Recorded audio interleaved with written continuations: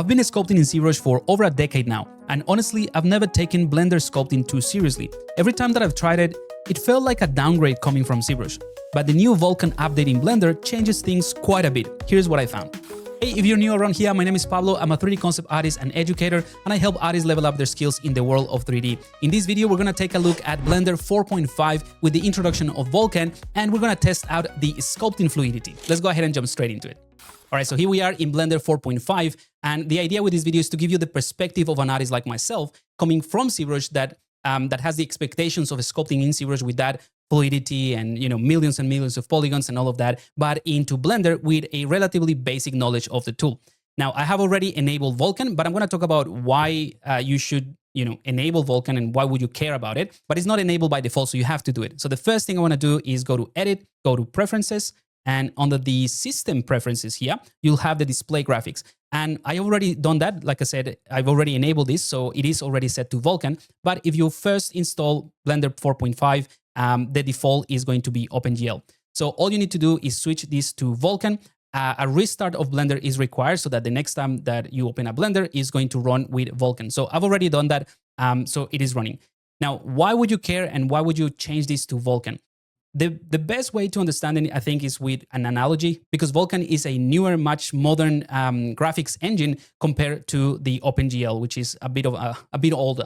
Now, OpenGL is kind of like if you handwrite a message, send it to the courier takes it into the truck takes it to the facility. So it's like a lot of steps, and it takes a while to get to the destination. So that's why it's a little bit slower. Whereas with Vulkan, it's kind of like a high-speed, fiber optic internet where you write a message or type a message and it gets instantly to where it should be, right? So that's kind of like how I think about these two graphics engine. So that is simply to say that Vulkan is a lot faster. It can handle things in certain ways, like in bulk. So it's a lot faster for certain things, specifically for sculpting. So let's go ahead and close this up.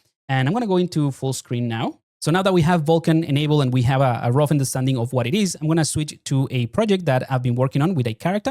Here we go. And this model has plenty of polygons. It's just the boss. There's nothing else. I'm just using this as literally as a test or a demo.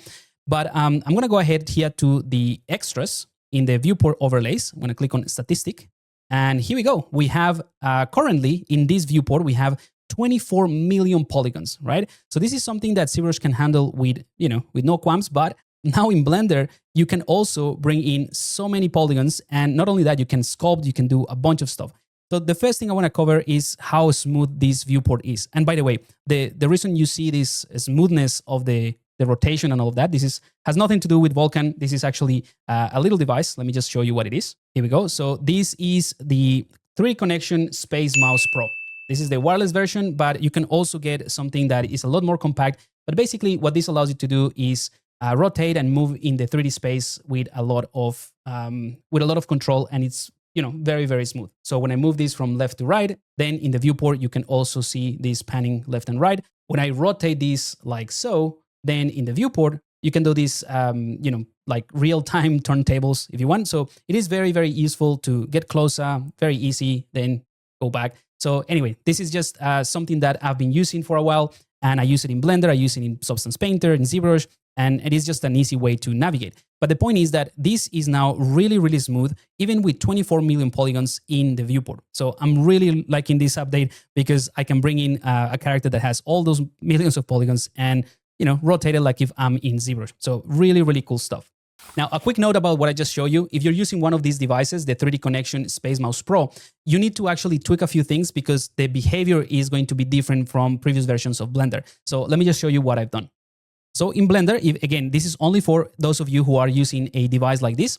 You can go to Edit, Preferences, and this has to do with the input. So I'm going to click on Input, and then we're going to navigate here to where it says NDOF. So I'm going to expand that. And let's scroll down a bit. So what you need to do is make sure that this lock horizon is off, because by default it's going to be enabled. So make sure that this is off so that you get the natural behavior. And then open up the advanced ones and make sure that the invert pan and invert rotate are all set to off, right? Because by default they will be like this essentially, right? And this will give you a really weird behavior, like an inverted way of navigating with the 3D mouse. So make sure that this is off and these are also off. And obviously go here and click on Save Preference. I've already done that, so I'm not going to save. Now, one thing that I should mention about this project is that I have multi-res modifiers. So if I select this one, the body of the character, you see I have multiple levels of subdivision. Now, I have them set to, to 5. This is how many subdivisions I have. This is the equivalent to in ZBrush, like if you have multiple subdivision levels in your subtools, that's exactly what I have. Multi-res is the same thing. But this is the cool thing. I'm currently displaying the 5th subdivision level. That's why you can see I have 24 million polygons. The selected object, just the body in this case, has 18 million polygons on its own. The other pieces are smaller, so this one, the hair, has 5, almost 6 million polygons, and so on and so forth. But they all have the multi-res subdivision. So if, for example, things get a little bit slower for your system, you could take the level viewport and then reduce it a little bit. But the idea with this video is to show you how Blender can now handle millions and millions of polygons. Now, I should also mention that I have an NVIDIA RTX 4090 card, which obviously helps. But even with this graphics card, before I had Vulkan enabled, the lag and the mini freezes that I had were very, very noticeable. So I'm really impressed with this Vulkan. All right, so enough talking. Let's go ahead and jump into sculpting, because this is where Vulkan really shines and where things get really, really interesting, or at least for me. So I'm going to select the body, and I'm going to press the Control tab to bring this sort of like pie menu. By the way, you can also do that from here, just in case. So I'm going to go to sculpt mode, and within seconds, which is another amazing thing, we are already in sculpting mode. So let's go ahead and select something like the grab. And remember, we are grabbing, or we are editing currently 23 million vertices, right? So quite a bit. So maybe I can just go ahead and adjust this a little bit. By the way, let's undo that. I'm going to enable symmetry here at the top so that, this character is symmetrical, so we can work with symmetry, something like this.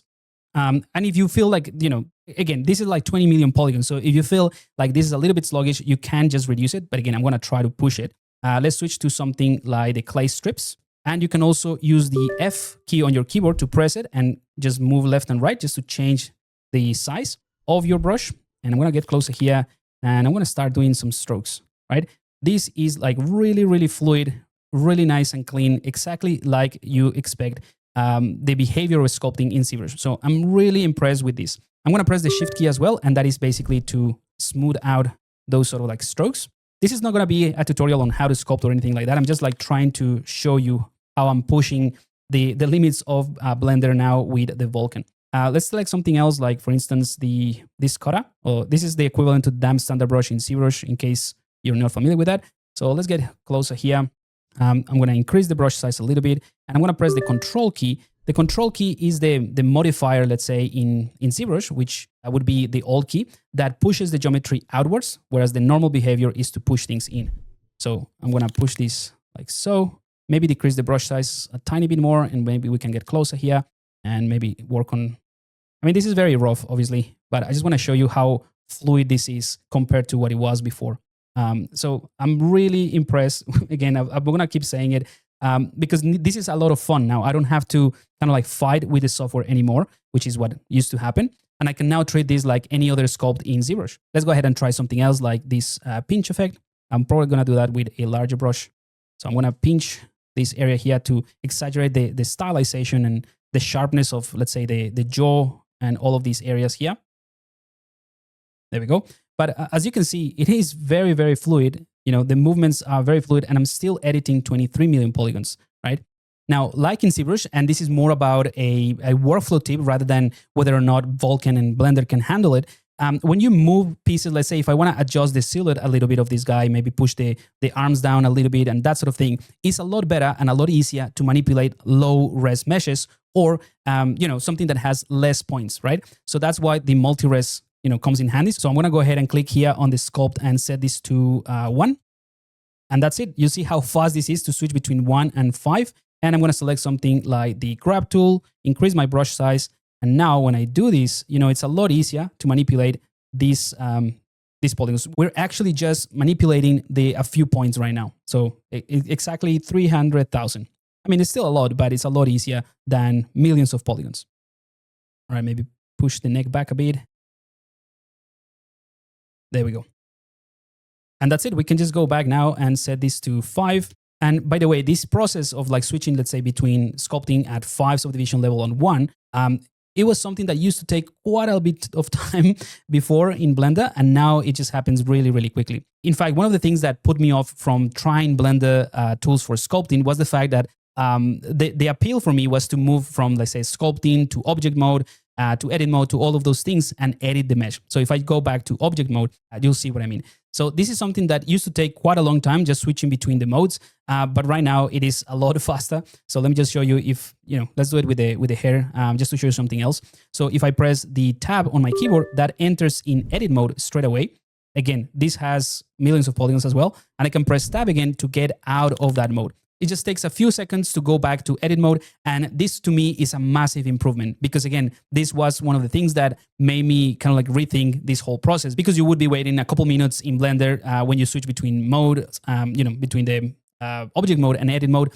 But now here you can just select something like this vertex here. You can make sure that the proportional editing is enabled. Press the letter G to grab that and then move that like so. You can also use the scroll wheel on your mouse to adjust the influence of that. So this type of things is what I find like really, really valuable in terms of the workflow within Blender. And by the way, just another full disclaimer. This video is more just to give you my 2 cents on an amazing tool. I'm not comparing ZBrush and Blender and just trying to say which one is better. I still love working with ZBrush and I still love working with Blender. There's no reason why you want to just keep working on one. Like if you have the ability to work with both, why not, right? So this is not just trying to draw a comparison to help you choose between software. It's just to give you the ideas of how you can enhance your workflow and where exactly a tool like Blender or ZBrush fits within the type of workflow and the type of characters and concepts and things that you want to do. So I just want to make that clear because I'm not making a divisive line between the two softwares. I use them both and I think both are absolutely fantastic. So let's go back into the tutorial here, or to the video review, let's say, of the Vulkan. And I'm going to get back into object mode, again, just pressing tab. And one of the things that I found when I was reading the documentation of the Vulkan versus the OpenGL and all of that, basically what I found is that with OpenGL, every time that you go into like changes the viewport and all of that, OpenGL apparently has to rebuild the shaders. That's what probably it takes a lot of time. But with Vulkan, it keeps things more like, I think it's the word is pre-compile. And it uses multiple threads and redraws things more efficiently. So that's why it's a lot faster. Again, if someone that has more knowledge and more technical knowledge about Blender will correct me if I'm wrong, but that's essentially what I took out of this this research that I've done. Now, the most impressive thing is not just the sculpting. I think for me, at least, is the fact that you have a really fantastic render within Blender, and now it performs incredibly well. So yeah, the render is essentially my favorite thing about the performance of Vulkan. So just quickly, I'm going to go to the render here, and you see I have cycles enabled. I have the GPU compute enabled as well, and I also have denoise, right? So this is basically working 100% on the GPU. On my graphics card, like I mentioned, is the RTX 4090. So it does help, but you'll see the biggest difference when I enable rendering. So let's go ahead and click on the rendering tab here. And now we are in rendering mode. And, just to be clear, I'm currently rendering in real time 24 million polygons, right? This is not optimized or anything. And if you click on something like the body, you'll see in the modifiers, in the render view, here is set to 5 as well. So I'm rendering all of the polygons at once. I mean, this is fantastic. For me, this is an incredible thing to add into the workflow. Not only you can sculpt directly, but you can also quickly check the volumes and check the masses of the body or whatever you're working on against a more realistic lighting scenario with ray tracing and all of that. So just to show you how cool this is, I'm going to turn off all of the visuals here. Let's go into full screen so that you can see more of it. And probably if you press the control and spacebar, that also gives you a better view. I'm also going to hide this pressing the letter T on the side. So we have more of a full screen view. Again, just to reiterate, this is real-time rendering. So I'm just going to move around exactly the same way that I did with the viewport, and it just feels like real-time rendering. Now, this is kind of like the combination of Vulkan, obviously speeding everything up a little bit. Well, not a little, actually quite a bit, but also the denoise in cycles, which is fantastic. So you see, as I rotate around, it sort of like starts denoising and rendering quickly, or like raising up, but it just takes a couple of seconds. I don't think it's even a second when I let go. Yeah, so it is letting go, and it's not even 1 second where everything gets shown how it should be. So really nice and really powerful stuff. Obviously, I have some, let me just bring things up here. I have some lights set up already, but that also works. So let's go back in here. I'm going to toggle them off in the outliner, and I'm just going to leave the kill light by itself. And if I select it here, I can obviously change the intensity. Let's set it to 100. And I'm also going to change the spread to something lower, like 55, so that is more like focalized. And this is kind of like creating a more dramatic lighting. And I'm going to go to the world, and I'm going to set this color to something dark, turn everything off again. And now we have like a much more dramatic render, with a single key light.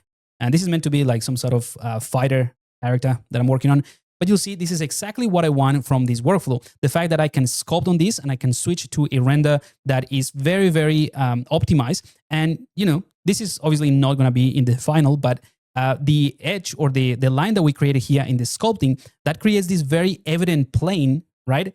For the, like, let's say the zygomatic arc, catching all the light coming from the top. So this is something that I wouldn't necessarily know or see if I don't do a final render with a single light, right? It is something that when I go back, let's say into this mode and, sculpting, it looks very, very sharp, but it doesn't look that it's so prominent. So being able to go between object mode, edit mode, obviously if I go to edit mode, I need to enable these things so that you can see what I'm doing. But being able to do all of that in a much fluid way, it makes it really, really engaging. All right, so I'm going to show you something else just for the sake of demo so that you see that this is real time and all of that. I'm going to click on this icon right here. You'll see that at the top left, it says rendering done, right? So if I rotate things around, you see how the samples change. And right now I have 1,024 samples, but it's really, really quick. So I'm going to go to the rendering tab here, and I'm going to crank this up to 4,096. So 4 times what I had before. And again, I'm going to start moving things around, and you'll see it's rendering all of those samples in just no time. So I find that is incredibly powerful to be able to move between all of these tools, rendering, editing, sculpting. And to me, this just makes a world of difference, really. And your question at this point might be, are you going to replace your ZBrush workflow? And the straight answer is no. I'm not abandoning ZBrush, partly because I am way more comfortable in ZBrush creating the stuff that I do in ZBrush, but also because I still think it's the best tool for the type of work that I do. However, in all honesty, this is the first time that I've sculpted in Blender, and I thought, yep, I could actually enjoy and actually do something in this software. The brushes respond well, the UI is snappy, and I can focus on the creative part. So essentially, yep, Vulkan has made Blender sculpting finally fun for me and something that I can consider as part of my workflow. So I'm seriously looking into how I can fit this tool within my workflow, kind of like in the creation process, which includes the sculpting and the blocking and all of that, so that I can include it in the type of work that I do. And if you're curious about how I actually build this character from scratch, I follow a simple blocking technique that I teach in a full step-by-step tutorial series in ZBrush, where I basically sculpt the Thing from the Fantastic Four or Ben Grimm. The cool part of this whole process, or the concept and the workflow that I'm teaching in this series, is that it translates really, really well into Blender too. So if you've been thinking about giving Blender a sculpting go, the Vulkan upgrade actually makes a big difference on how it feels, and is definitely worth a try. You can check out the sculpting series here if you want to follow along, and I'll see you in the next video. Cheers.